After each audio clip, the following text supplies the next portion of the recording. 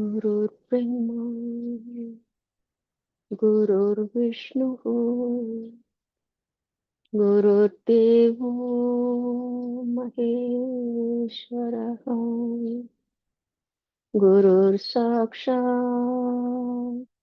परब्रह्म तस्मै श्री गुरवे नमः। ब्रह्मानन्दं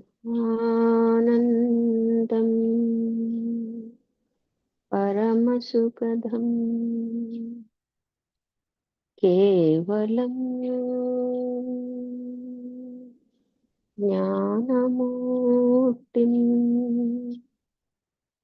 द्वन्द्वातीतं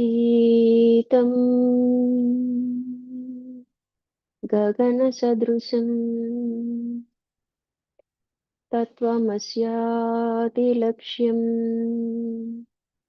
एकं नित्यं विमलमचलं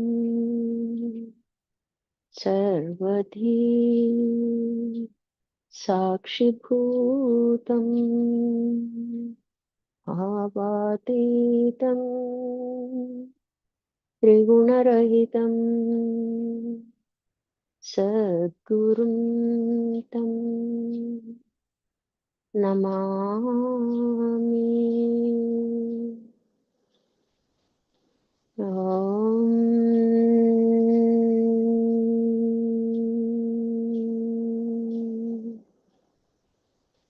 नमो ब्रह्मादिभ्यो ब्रह्म विद्या संप्रदाय कर्तृभ्यो वंशऋषिभ्यो महाभ्यो नमो गुरुभ्यः।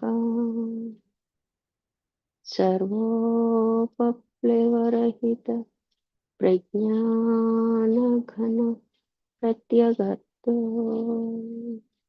ब्रह्मैवाहमस्मि अहं पदार्थरहितः।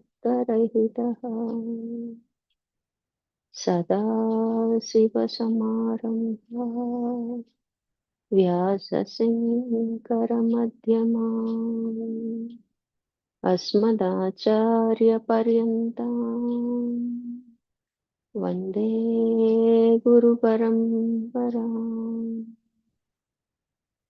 ॐ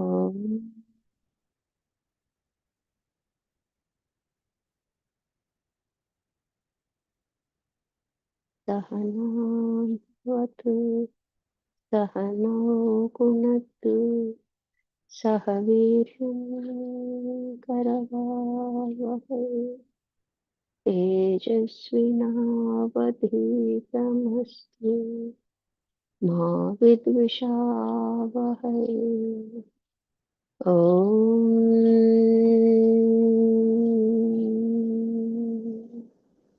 तत्सत्। ॐ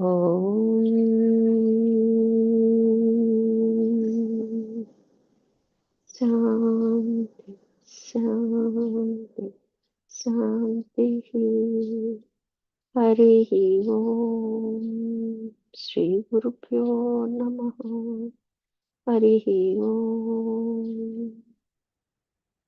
हरि ओम స్వామివారు అందరికీ హరి ఓం అమ్మ. పరిప్రశ్న మనము ధ్యానం గురించి స్వామివారు చెప్పిన సోహం భావయన పూజ్యతే సోహం ధ్యానం గురించి తెలుసుకుంటున్నాం. ఏంటంటే సో అంటే అది లేదా పరమాత్మ, అమ్మంటే మనం, అంటే ఆయనకి మనకి భేదం లేదు అన్న భావంతో మనం చేయటం అనమాట. అందులో పూరక రేచకాలు ఉంటాయి, వీటి మధ్యలో కుంభకాలు ఉంటాయి అన్నమాట. అయితే మనము సో అని సోహం అని వెంటనే అనకూడదు అనమాట. సో అని దీర్ఘం తీసేటప్పుడు 2 మాత్రల టైము తీసుకున్న తర్వాత, అంటే ఆ 2 మాత్రలు కుంభక స్థితి అనమాట. హం చేసినట్లయితే అయిపోయిన తర్వాత కూడా మళ్ళీ 2 మాత్రలు కుంభకం చేసినట్లయితే మనకి మనసు అనేది లయమైపోతుంది, నేనులో లయమైపోతుంది. అంటే ఈ జీవుడు ఆ పరమాత్మలో లయమైనట్లు అనమాట. అలాంటి అవకాశం కేవలం ఈ సోహం ధ్యానానికి ఉంది, అంటే తొందరగా మనం చేరుకోవచ్చని. అప్పుడు ఎలా ఉంటదంట మనకి అంతర్కుంభకం. అంటే సో తీసిన తర్వాత చేసే కుంభకాన్ని అంటే దీర్ఘాన్ని 2 మాత్రల పొల్లుని మనం దీర్ఘంగా తీస్తాం గదా! ఆ బలం కొంతమందికి అంతర్కుంభకం బలం ఉంటది. కొంతమందికి బాహ్య కుంభక బలం ఉంటదనమాట. మనం ఎక్కడ ఆపుకోగలిగితే అక్కడ మనసుని లయం చేయాలి. 2 విధాలుగా 2 చోట్ల గూడా మనసు లయమైద్దనమాట. సో, ఈ 2 లయమైన స్థితిలో అంటే నేను అనేది మ మనసు ఈ 2 ఎప్పుడైతే లయమవుతాయో ఏతక్షణమే అంటే ఆ క్షణంలోనే మనము మన స్వస్వరూపము దర్శనమిస్తదనమాట. అప్పుడు దాకా మనం ఏమనుకున్నాం ఆత్మ లక్షణాలుగా ఏమనుకున్నాం నేను ప్రజ్ఞానిగాను, నేను శివుడిని, నేను చైతన్యాన్ని, నేను ప్రకాశాన్ని ఇవన్నీ తెలీదనమాట. ఆ లక్షణాలన్నీ మనకు అనుభవంలోకి వచ్చేస్తాయనమాట. ఆ క్షణంలోనే వచ్చేస్తాయి. ఆత్మస్వరూపుల లక్షణాలతో ఉండిపోతాము అంటున్నారనమాట. ఎట్లా అంట మన జీవభావం ఎంత సహజంగా మనం జీవుడిగా వ్యవహరిస్తున్నామో, మనము ఇప్పుడు పరమాత్మగా కూడా అంతే సహజంగా వ్యవహరిస్తాం అన్నమాట. అలాంటి అవకాశం మనకి సోహం భావంలో ఉంటది. దీన్నే ఊర్ధ్వ ధ్యానం అని కూడా అంటారనమాట. అంటే మనం తీసుకున్నప్పుడు పైకి తీసుకునేటప్పుడు సో అని తీసుకునేటప్పుడు మనకి ఎప్పుడైతే విశుద్ధ చక్రం అంటాం కదా! ఇక్కడ కంఠస్థానం నుంచి పైకెళ్ళినప్పుడు నెక్స్ట్ ఆజ్ఞాచక్రం, సహస్రారం గదా! అక్కడి నుంచి కిందకి దిగనీయకుండా ఈ కంఠం దగ్గరే మనం నొక్కి పెట్టామంటే అంటే ఇట్లా పెడతాం అనమాట. అంటే అది యోగా తెలిసినోళ్ళు యోగా మాస్టర్ ఎదురుంగా చేయాలండి. మనం సొంతంగా ప్రయోగాలు చేయకూడదు. అంటే లాక్ పడిద్దనమాట ఇక్కడ. ఇట్లా ఇట్లా పెట్టుకొని అలా కూర్చుండిపోతారనమాట. ధ్యానంలో ఎలా కూర్చుంటామో కుంభక స్థితి అంతేగా ఇంక కదలంగా మనసు పని చేయదుగా. మనసు పని చేస్తేనే కదులుతాం అనమాట. అందుకే కదలని స్థితి ఏంటంటే కుంభక స్థితి అనమాట. అప్పుడేమైద్ది ఇట్లా లాక్ చేసి కూర్చున్నప్పుడు అది ఇంక కిందకి దిగనివ్వమనమాట. అప్పుడు గూడా మనకి ఆత్మ సాక్షాత్కార జ్ఞానము కలుగుతదనమాట. ఇంద్రియాతీత దర్శనం అంటారు. అదియే విజ్ఞానం అని కూడా అంటారనమాట. అప్పుడు దాకా మనం ఎలా ఉన్నాము? మనము ఆత్మలింగ స్వరూపులుగా ఉన్నాము. ఇప్పుడేమవుతాం జ్యోతిర్లింగంగా మారుతాం అనమాట. అంటే మనకి బాహ్యంగా అంతటా నేనే అన్న భావన మనకి తెలియబడతదనమాట. మన లోపల ఉన్న ప్రకాశం, బాహ్యంగా ఉన్న ప్రకాశం అంతా ఒకటిగానే కనిపిస్తదనమాట. ఈ మధ్యలో తెరలాంటి ఈ దేహం గురించి మనకి స్పృహ ఉండదనమాట. అటువంటి స్థితి రావటానికి మనకు అవకాశం ఉంది. ఇదేంటి సాధనతోనే సాధ్యం. అయితే జాగ్రత్త అవస్థలో మనం ఎప్పుడైతే సాధన చేస్తామో అప్పుడు లయం చేసినప్పుడు 3 అవస్థల్లో లయమైందనుకోండి విలయం అంటాం అనమాట. అంటే తిరిగి మళ్ళీ మామూలుగా సహజంగా జీవ లక్షణాన్ని మళ్ళీ పొందమనమాట. అట్లాంటి స్థితికి చేరటంకి విలయం అంటారు. అంటే తిరిగి మళ్ళీ రాని స్థితి అన్నమాట. ఆ 3 అవస్థల్లో ఎప్పుడైతే నిలుపుకుంటామో ఇంక మనకి శరీర భావం అనేది ఉండదు. త్రిగుణాలు ఉండవు. అంతఃకరణ లేదు. వాసనలు లేవు. సంస్కారాలు లేవు. ఇవి సాధిస్తే నిత్యము రమిస్తూ ఉంటామనమాట. ఆ పరమాత్మ తత్వంలోనే రమిస్తూ ఉంటామనమాట. ఇంకా ఏం చెప్తున్నారు మనకి అంటే ఈ సాధన చేసేటప్పుడు మనం తీసుకోవాల్సిన మెళకువలు కూడా మనకి చెప్తుంటారనమాట. సహజంగా ఏంటి మనకి యోగాలో ఏ భాగం కదిలించినా దాన్ని శ్వాసకు అనుసంధానం చేయమంటారు. యోగా చేసినోళ్ళకి ఎవరికైనా ఐడియా ఉంటే ప్రతీదీ కూడా శ్వాసతోనే చెప్తారు. శ్వాస తీసుకుంటూ చేతులెత్తు, శ్వాస వదులుతూ అని చెప్తుంటారనమాట. ఏ ఆసనం కూడా శ్వాసతో కనెక్ట్ చేసి చెప్తారనమాట. సింక్రనైజ్ చేసుకోమని చెప్తారనమాట. అట్లా మనకి ప్రాణాన్ని నువ్వు ఎక్కడ పడితే అక్కడికొస్తదనమాట. అంటే మనం అలా అలవాటు చేస్తే ఏదైనా సాధన సాధ్యమే గదండీ! అంటే తీసుకెళ్ళి మనం ఎక్కడ ఆపమంటే అక్కడ ప్రాణం మన పని చేస్తదనమాట. మన దృష్టిని ఇప్పుడు మెడిటేషన్‌లో పడుకోబెడతారు శవాసనం వేసి. కాలు బొటన వేళ్ళ మీద దృష్టి పెట్టమంటారు. అంటే మనం ప్రాణం తీసుకెళ్ళి అక్కడ దృష్టి పెడతాం అనమాట. అట్లాగే మనం ధ్యానం చేసేటప్పుడు మనం బాగా కుదిరితే అంటే మనకి నైపుణ్యం బాగా వచ్చినట్లయితే ఏ పార్ట్‌లో పెయిన్ ఉందో, ఏ పార్ట్‌లో అనారోగ్యం ఉందో అక్కడ దృష్టి పెట్టడం ద్వారా గూడా అవి తగ్గిపోతూ ఉంటాయన్నమాట. అవన్నీ కూడా ఒక క్రమ పద్ధతుల్లో గురువు ఆదేశించిన ప్రకారం చేయగలిగినట్లయితే అలాంటి రిజల్ట్ కూడా మనకి ఉంటదన్నమాట. ఇక్కడేం చెప్తారు? ఏ అవయవం కదిలించినా కూడా శ్వాసకు అనుసంధానం చెయ్యి అంటారు. అంటే ప్రాణాన్ని నీవు ఎక్కడ పెడితే అక్కడికొస్తుంది. అంతే కదండీ! ప్రాణాన్ని అనుసంధానం అనేది నైపుణ్యం. నైపుణ్యం ఎలా వస్తదండి? సాధన చేయగా చేయగా నైపుణ్యం వస్తదనమాట. మన ఇంద్రియాలని, ప్రాణాన్ని సూత్రబద్ధం చేయాలి. అంటే ఎలా ఉండాలి అంట, మన ఇంద్రియాల్లో ఎక్కడ మనం దృష్టి పెడితే అక్కడ ప్రాణం వెళ్లి ఆగిద్దనమాట శ్వాస. ఇప్పుడు మనం ప్రాణాయామ చేసినా గాని, మామూలుగా శ్వాసను గమనిస్తున్నా గూడా నిరంతరాయంగా గూడా అది మన లోపల ఎక్కడెక్కడ ప్రయాణం చేస్తుందో ఆ స్పర్శ మనకు తెలుస్తుంది అనమాట. ఇప్పుడు ఓంకారం చేస్తున్నామండి, అది ఊర్ధ్వానికి వెళ్ళటం మనకి తెలుస్తుంది కదా, అక్కడ బ్రహ్మరంధ్రం దాకా మనకి టచ్ తెలుస్తుంది అనమాట. అట్లా మరి అది నిరంతర సాధన అనుకోండి, ఎక్కడ కావాలంటే అక్కడ ప్రాణాన్ని పెట్టగలుగుతాం అనమాట, ఎక్కడ కావాలంటే అక్కడ ఆపగలుగుతాం అనమాట. అందుకని ఇంద్రియాలని ప్రాణాన్ని సూత్రబద్ధం చేయాలంటే ఒక లెవెల్లోకి తీసుకురావాలన్నమాట, ఒకే గీత మీదకి తీసుకురాగలగాలన్నమాట. అంటే నైపుణ్యం తెలిసిన వాళ్ళు సోహం భావంలో లయం అవ్వాలి. అట్లా ఎవరికైతే లయం తెలుస్తుందో అప్పుడు ఈ సోహం భావంలో లయం అవుతారనమాట. అంటే ఏంటి అర్థము? సో అని తీసుకుంటూ ఆ దీర్ఘాన్ని, ఆ అనే దీర్ఘాన్ని మనకి 2 మాత్రల పాటు పొడిగించే ప్రయత్నం చేస్తారనమాట. అంటే కొద్ది కొద్దిగా పెంచుకుంటూ వెళ్తాం అనమాట. వారం రోజులకు 1 సెకండ్సో, 2 సెకండ్సో పెంచుకుంటే అప్పుడు కరెక్ట్‌గా మనం ఎన్ని చేస్తే అంత చేయగలుగుతాం అనమాట. అట్లా ఇంకొక యోగా చేసేవాళ్ళకి ఇంకొక అవకాశం చెప్తున్నారనమాట. సూర్య నమస్కారాలు చేసిన తర్వాత 15 నిమిషాలు ధ్యానం చేయాలి. ఈ ధ్యానం ఎప్పుడు చేయాలండి? మనం మేడ మీదకెళ్ళిపోయి సూర్యుడు ఉండగానే ఆసనాలేసుకొని సూర్య నమస్కారాలు ఉంటాయి గదా! 12 పోస్చర్స్ ఉంటాయి గదా!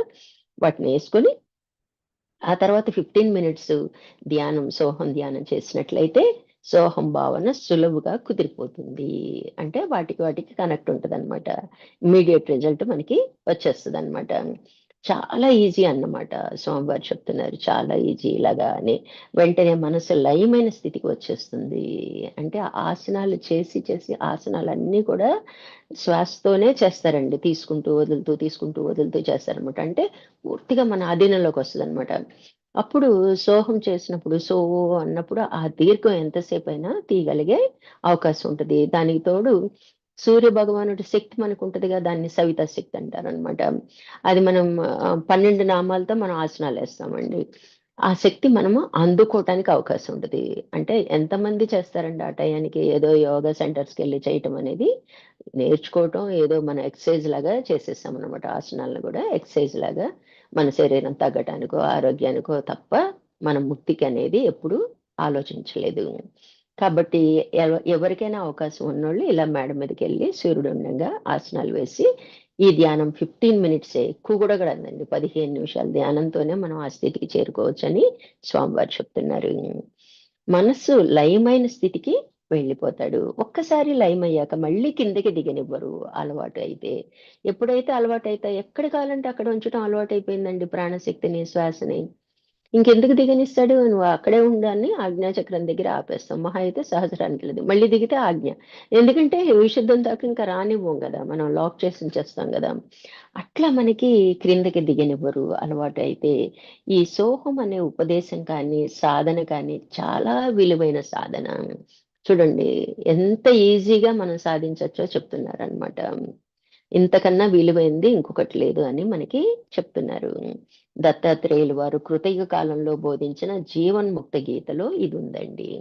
స్వామివారు జీవన్ముక్త గీత ఉపదేశించారండి ఒక టైంలో, చాలా ఏళ్ల క్రితము. అందులో పాయింట్ అన్నమాట.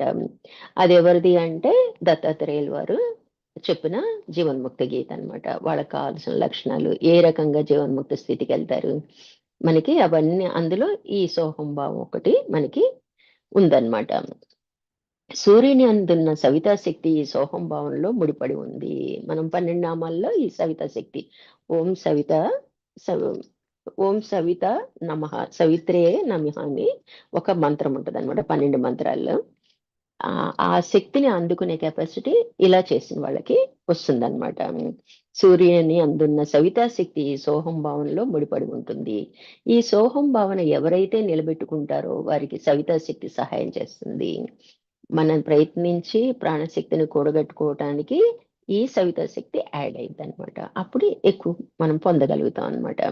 ఈ సవితా శక్తియే సకల జీవరాశుల యందు ప్రాణశక్తిగా ఉంది. మనకి ప్రాణంగా మన లోపల శ్వాస రూపంలో ఎళ్ళేది ప్రాణశక్తిగా ఎలా పనిచేస్తుందంటే, ఈ సూర్యునిలో ఉన్న సవితా శక్తియే మనకి ప్రాణశక్తిగా పనికొస్తుంది, ఉపయోగపడుతుంది అన్నమాట. ఈ సమయాన్ని ఉదయం, సాయంత్రం సంధ్యల్లో చేస్తే మంచిది. మనం ఇలా ప్రాక్టీస్ చేయాలంటే ఈవినింగ్ సూర్యుడు అస్తమించే టైము, ఆహ్, ఏమంటారు, ఉదయించే టైము, అస్తమించే టైము 2 టైంలో గూడా మనకి కలిసొస్తుంది. మన సంధ్యా సాధన గూడా అంతే గదండీ! ఆ టైంలో మోర్ బెనిఫిట్ ఉంటుంది. అది కూడా వెళ్ళి సూర్యుడు ఎదురుగా ఓపెన్ గా చేస్తే ఇంకా మోర్ బెనిఫిట్స్ అన్నమాట. ఇట్లా చేయమని మనకి చెప్తున్నారు ఈ సోహం భావన అన్నమాట. కాబట్టి ఆ సాధన చేసిన తర్వాత మనం మళ్ళీ ఏం చేయాలో మనకి ఇంకా ఎప్పుడు అదే స్థితిలో ఉండిపోంగా ఇంకా పై స్థితికి వెళ్ళాలి కదా. దానికి ఏం చెప్తున్నారంటే మనకి సోహం హంసేతి పశ్యంతి. అంటే ఈ సోహం అనే భావన తిరిగేస్తే ఏమైంది, మనకి సోహాన్ని తిరిగేసాం అనుకోండి హంస అని వస్తుంది అనమాట. మనకి అందరికీ కూడా హంస మంత్రం ఉంది, హంస తత్వం గురించి కూడా చెప్పారు కదా. ఆ హంస ఎందుకు అంటే, హంస మంత్రం ఎందుకు పనికి వస్తుంది అంటే, మనం చేస్తే ఎంత గొప్ప రిజల్ట్ వస్తుందో కూడా ఇక్కడ మనకి చెప్పడం జరిగింది అనమాట. సోహం అనే భావన తిరిగేస్తే ఏమైంది, హంస అంతే. ఇందులో హకారము సకారం అని రెండు బీజాలు ఉన్నాయి. మనం ఏమనుకున్నాం అక్కడ, సోహంలో మనకి అక్కడ సకారాన్ని పరమాత్మగా చెప్పుకున్నాం, అది అని చెప్పుకున్నాం, పరమాత్మగా చెప్పుకున్నాం. ఇప్పుడు తిరిగేసామండి హంస, తిరిగేస్తే రివర్స్ అయిపోయింది అనమాట. అంటే పరమాత్మే జీవుడు, జీవుడే పరమాత్మ, అంతే కదా. ఇప్పుడు ఇప్పుడు స్వామివారు ఉన్నారండి, పెద్ద స్థితికి వెళ్ళినా మళ్ళీ వ్యవహారంలోకి వచ్చారు కదా. రావాలి అంటే ఇది కూడా తెలియాలన్నమాట, ఇటు నుంచి వెళ్ళటం తెలియాలి, వెనక నుంచి రావడం తెలియాలన్నమాట. అది ఇందులో హకారము సకారం అని రెండు బీజాలు ఉన్నాయి. మధ్యలో ఏముంది, పూర్వానుష్ఠానము. హకారం ఏమిటి, పరమాత్మ. సకారం ఏమో జీవుడు. మధ్య పూర్ణ బిందువు ఉంది. హంస జీరో, పూర్తి జీరోని మనకి పూర్ణ బిందువు అంటాం అనమాట. దాని పేరు కూటము. అంటే పరమాత్మకు జీవాత్మకు కూటము అంటే రెండిటి యొక్క కలయిక అని. ఈ కూటమునికే బిందు స్థానం అని పేరు. మనం చేరుకోవాల్సింది, ఏ గ్రంథంలో ఎన్ని రకాలు చెప్పినా మనం అక్కడ చేరుకోవాల్సింది ప్లేస్, ప్లేస్ మటుకి అందరూ లక్ష్యం మటుకి అక్కడే ఉంటది అనమాట. శాక్తేయంలో సర్వానందమయ చక్రం అని పేరు. కామేశ్వరి కామేశ్వరులు ఏ బిందు స్థానంలో ఉన్నారో ఆ బిందు స్థానమే ఈ బిందు స్థానము. అంటే పార్వతీ పరమేశ్వరుల కలయిక చెప్తాం కదా. ఎవరు వారు ఎక్కడ ఉన్నారో ఆ బిందు స్థానము ఇది ఒక్కటే అన్నమాట. అంటే అక్కడికి వెళ్ళి చేరుకుంటుంది అనమాట మన ప్రయత్నం అంతా కూడా. కాబట్టి జాగ్రత్తగా సోహం హంస అనే వ్యతిరేక పద్ధతిని కూడా తెలియాలి. కాబట్టి మనకి వ్యతిరేక పద్ధతి ఎందుకు తెలియాలో కూడా మనకి ఇక్కడ చెప్తున్నారు. ఎందుకు తెలియాలి, హంసని ఖండించవలసిన అవసరం ఉంది. అంటే సోహాన్ని మనం ఖండించలేమండి, సోహం ద్వారా మనము ఆ నేనులో ఈ మనసుని కలిపేయగలుగుతాము. హంస రెక్కలు తెగ కొట్టడం అంటారండి. హంసతత్వం ఎప్పుడైనా అవకాశం ఉంటే మనం మళ్ళీ చెప్పుకుందాము. అంటే నేచురల్ గా మనం తీసుకునే 21,600 శ్వాసలు మనలో ఎన్ని శ్వాసలు ఏ హంసలకి చేరుతున్నాయో, జీవహంస అని అట్లా పరమహంస అని అట్లా ఉంటాయి అన్నమాట. మనకి తెలియకుండానే మన లోపల పూజ జరిగిపోతూ ఉంటది అనమాట. అదంతా కూడా హంసతత్వం చెప్తారు. చివరికి ఏంటి, ఏదైనా సరే మనం చేరుకున్న తర్వాత మళ్ళీ నిరసించటం ఉంటది కదా. హంస రెక్కల్ని మనం ఎట్లా తెగ కొట్టడం అన్నది కూడా అందులో స్పష్టంగా ఉంటది అనమాట. అందుకని సోహం ఒక్కటే సరిపోదు, దానికి హంస అనే వ్యతిరేక పద్ధతిని కూడా తెలియాలి. అంటే హంసని ఖండించవలసిన అవసరం ఉన్నది. అది సోహంగా ఉన్నంత వరకు ఎప్పటికీ ఖండించలేము. సోహం హంసేతి అయ్యింది, అప్పుడు ఏమైంది, తిరగబడింది. ఈ సోహమే హంసేతి అయ్యింది. అంటే ఇక్కడ మనకి హెడ్డింగ్ కూడా చూడండి, సోహం హంసేతి పశ్యంతి. అంటే అప్పుడు ఏమైంది, తిరగబడింది. అంటే మనం ఏమనుకున్నాం, పరమాత్మ జీవాత్మ అనుకున్నాం సోహంలో. ఇప్పుడు తిరగబడితే ఏమైంది, జీవాత్మ పరమాత్మ. ఈ జీవుడు ఆ పరమాత్మ ఒకటే, ఆ పరమాత్మ ఈ జీవుడు ఒక్కటే అని మనం ఎలా అనుకుంటామో ఆ స్థితికి రాగలగాలన్నమాట. మళ్ళీ నేను అక్కడికి వెళ్ళిపోయి చేరిపోయి ఉన్నామంటే దేహం ఉన్నంత వరకు మళ్ళీ వ్యవహారం ఉంటది కదా. అంటే మళ్ళీ మనం బ్రహ్మంగా వచ్చి మళ్ళీ సృష్టి జరపాలి కదా, మళ్ళీ పరమాత్మ స్థితికి చేరుకోవాలి కదా. దాని గురించి ఇక్కడ మనకి చెప్తున్నారు అనమాట. పరమాత్మ జీవాత్మ, జీవాత్మ పరమాత్మ. సకారమేమో పరమాత్మ, హకారమేమో జీవాత్మ. ఈ సకార హకారములలో సోహం చెప్పినప్పుడు అంటే మనం ముందేమో ఏం చెప్పుకున్నాము మనము, పరమాత్మ జీవాత్మ కలయికగా చెప్పుకున్నాం. ఇప్పుడు హంస దగ్గరికి వచ్చేటప్పటికి ఖండించటానికి జీవాత్మ పరమాత్మ ఈ రెండు. అంటే హంసలో ముందు ఏ అక్షరం మొదలు పెట్టాము, మనకి హంసలో ఏమొచ్చిందంటే హకారం వచ్చింది. అంటే హకారంతో మొదలు పెట్టాము, హకారము జీవాత్మగా చెప్పుకుంటాం. ఇక్కడ తిరగబడిందని చెప్పుకున్నాంగా. హకారం ఏమైంది, జీవాత్మ అయింది. సకారం ఏమైంది? పరమాత్మ అయింది అనమాట. తిరగబడేటప్పటికి రివర్స్ అయింది అనమాట. మనం ఇన్నాళ్ళు ఏం చూసాం? పరమాత్మ సోహం అనేటప్పటికి పరమాత్మ జీవాత్మగా చెప్పుకున్నాం. అంటే దీనిని పట్టుకెళ్ళి పరమాత్మలో లయం చేశాము. ఈ జీవాత్మను తీసుకెళ్లి పరమాత్మలో లయం చేశాము. సోహంలో హంస అన్నాం అనుకోండి, అప్పుడు ఏమైంది? పరమాత్మ నుంచి సృష్టి ఏర్పడింది. మళ్ళీ వ్యవహరిస్తాం కదా, ఇప్పుడు ఆత్మ సాక్షాత్కారం కలిగింది, అక్కడే ఉండిపోం కదా, మళ్ళీ వచ్చి జీవుడిగా వ్యవహరిస్తాంగా.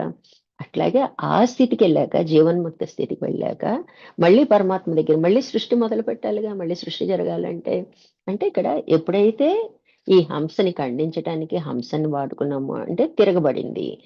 పరమాత్మ జీవాత్మల్లా జీవాత్మ పరమాత్మగా చెప్పుకున్నాం అనమాట. అంటే ఏమైనా తీసుకెళ్లి పరమాత్మ దగ్గర ఆపేటప్పటికి పరమాత్మ నుంచి సృష్టి వచ్చింది.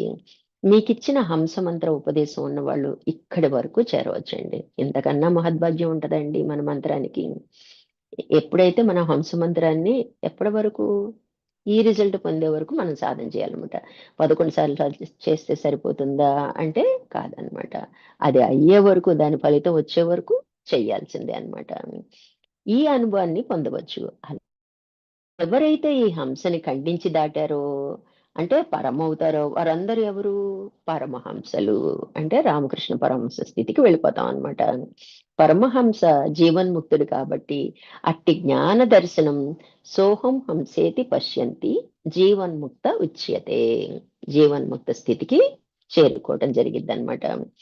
ఈ స్థితిలో నేనే అతడు, అతడే నేను అని దర్శించుకున్నాడు. అంటే ఆ పరమాత్మకి నాకు భేదం లేదు. నేనంటేనే ఆ పరమాత్మ, ఆ పరమాత్మ అంటేనే నేను. ఇక్కడ నేను అనేటప్పటికి నేను ఎలా కనిపిస్తానండి? నేను జీవుడిగానే కనిపిస్తా ఆకారానికి. కానీ స్థితి ఎక్కడుంది? పరమాత్మ స్థితి అనమాట.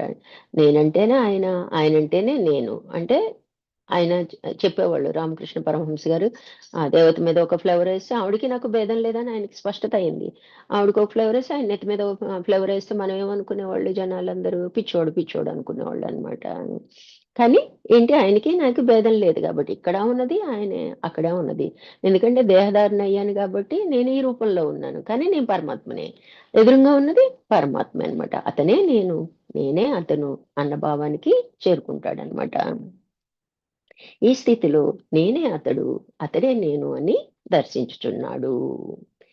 హంస మంత్రం సిద్ధి చేతవాడు ఏ శిలను ముట్టుకుంటే ఆ శిల జీవశక్తి లభిస్తుంది. ఆ మంత్రం యొక్క శక్తి చూడండి. మనము తీసుకున్నాం, మరి మనం ఎక్కడి వరకు వచ్చామన్నది మనకే తెలియాలి. అంటే ఏ రాయిని, ఏ శిల్పాన్ని ఇప్పుడు రామకృష్ణ పరమహంస ఉన్నారండి. ఆయన శిలను పట్టుకున్నారు, మనకి శిలలాగే కనిపిస్తుంది.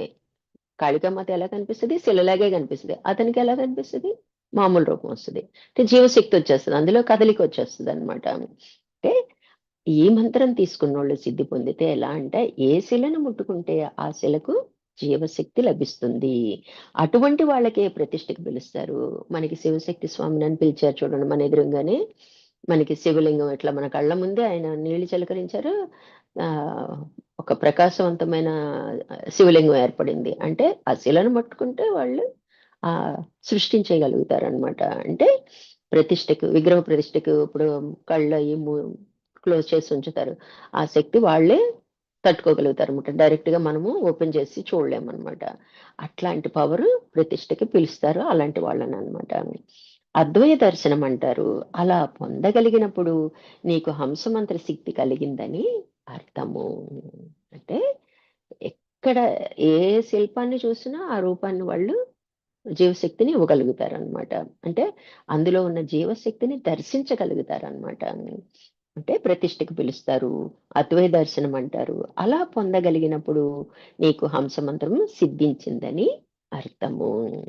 ఎన్ని సార్లు చేయాలంటే జపము సిద్ధి కలిగే వరకు చేయాల్సిందే. ఎప్పటి వరకు చేయాలండి మనము? సిద్ధి. ఏది ఏది ముట్టుకుంటే, ఏ శిలను ముట్టుకున్నా జీవశక్తి ఇవ్వగలిగే సామర్థ్యం వచ్చేంత వరకు మనము ఆ సిద్ధి కలిగే వరకు మనం మంత్రజపం చేయాలి. అందుకే శ్వాసతో సమానంగా అనాలనమాట. అంటే ముందు మనకి శ్వాసతో సమానంగా అంటే ఏంటంటే 21,600 శ్వాసలు తీసుకుంటామండి. అన్ని సార్లు చేయమని అర్థం అనమాట.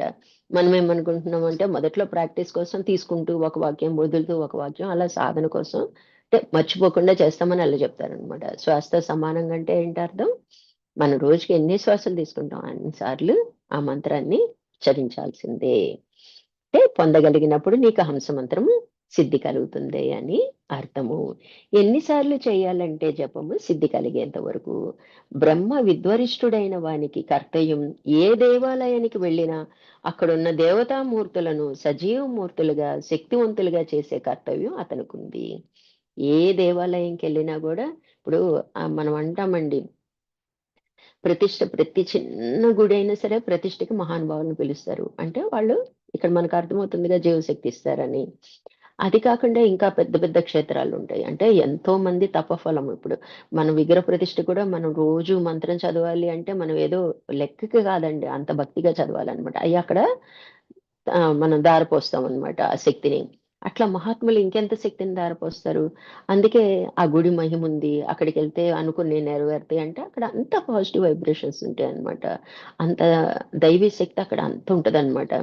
అట్లాంటి శక్తి ఇవ్వగల మహానుభావులు ఈ హంస మంత్రం పుచ్చుకున్న వాళ్ళు సిద్ధి పొందినట్లయితే. అతన్ని జీవన్ముక్తుడన్నా, బ్రహ్మ విద్వరిష్ఠుడన్నా ఒకటే గదా! లెవెల్ వైస్ చిన్న చిన్న మైనర్ తేడానే అన్నమాట. వాని కర్తవ్యం ఏ దేవాలయానికి వెళ్ళినా అక్కడున్న దేవతామూర్తులను సజీవ మూర్తులుగా, శక్తివంతముగా చేసే కర్తవ్యం అతనికుంది. అది అతని బాధ్యత అన్నమాట. అది అతని బలం. చూడండి, హంస మంత్రం తీసుకున్నాము. దాని బలము తెలుసు మనకి. అంటే అంతటి శక్తి పొందే అవకాశం మనకు గూడా ఉంది సాధన చేస్తే. సాధన సాధ్యమే. అంత అంటే మనమేదో పెద్ద పెద్ద కొండల్ని పిండి చేయాలి అని ఏం లేదు కదండీ. భావనే కదా మార్చుకోవాలి. ఎందుకు మార్చుకోలేకపోతున్నాం మనము?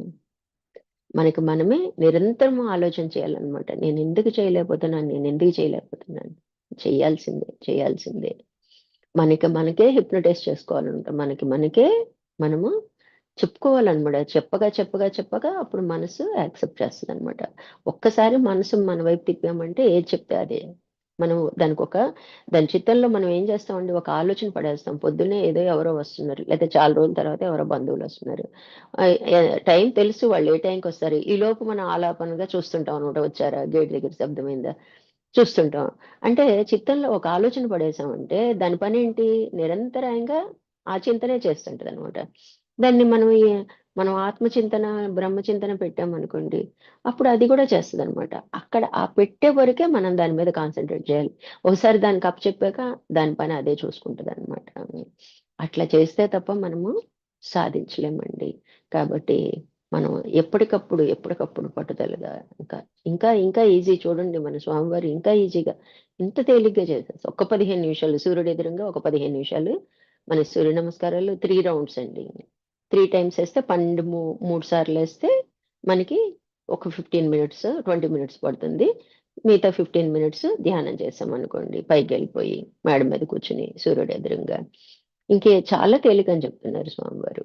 అట్లా ఏది ఈజియెస్ట్, మనం కష్టమైనయి ఎలాగూ చేయలేకపోతున్నాం. రోజంతా విచారణ చేయలేము. రోజంతా సాధన చేయలేకపోతున్నాం. అంటే ఇలాంటియన్నా పట్టుకోవాలనమాట. అట్లా మనము ఏదో రకంగా సాధించాలి అన్న ఎయిమ్ మనం పెట్టుకుంటే తప్ప మనం ముందుకు వెళ్ళలేమండి. ఒక్క అడుగు ముందుకు వెళ్తే తర్వాత ఇంకా స్వామివారే చూసుకుంటారు. మనకి అప్పుడు మనకి గూడా అండర్‌స్టాండింగ్ పవర్ పెరిగిద్దనమాట. కేవల సూచనతోనే మనం దాటేయగలుగుతాం అనమాట. ఇప్పుడేంటి, ప్రయత్నించి పొందుతున్నాం అనమాట. ఏదైనా పొందాలి. చిన్న విషయం గెలవాలన్నా గూడా చాలా ప్రయత్నం మీద, చాలా కష్టం మీద సాధిస్తున్నాము. అది మనం గ్రహించాలండి.